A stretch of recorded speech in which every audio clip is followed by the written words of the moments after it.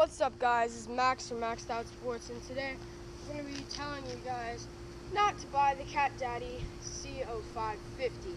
I told you guys that it was a super good rod and very reliable and beginner/reliable video. A few videos back, you should see it. It's a good video for the most part. The Cat Daddy that was in the reliable/beginner video, I said it was super good. And it was until I was just messing around. I was like fidgeting with it or cleaning it out, and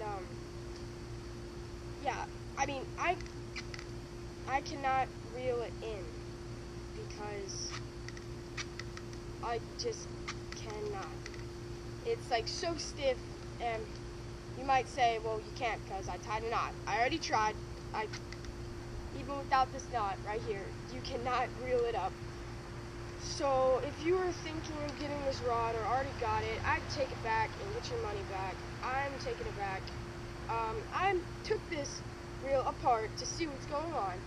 It was so hard to clean out. I even couldn't clean it out. The gears were all messed up, and a bunch of things were wrong. I really liked the look of this rod, like I said in the beginner/reliable video.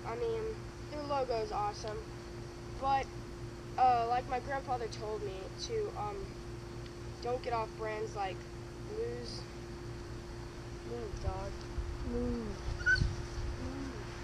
Okay, yeah, get Shimano or Garcia, or, yeah, don't get, any off brands like Shakespeare. That's a good brand. You saw that in my beginner/reliable video. I just wouldn't get this rod. Yeah, it's kind of cheap inside. So I'm going to wrap it up here now. As always, I hope you have a great day, and yeah, just don't get this rod and reel combo. Yeah, have a great day, and